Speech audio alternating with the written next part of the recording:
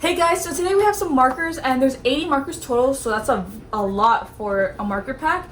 And they actually come in two types of tips. There's a brush marker and a fine tip marker, so you can even outline or even color with it. As you can see, it shows the tip, the fine tip and the brush tip. I color coded mine and I also put swatches down to know what color I'm using because the cap don't always show the color on the paper.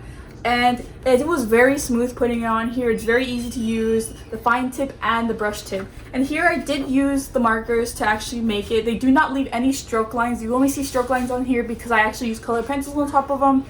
But I really liked it. I loved using it. And artists, if you need a bunch of markers, these ones are for you. I hope you guys enjoy the video.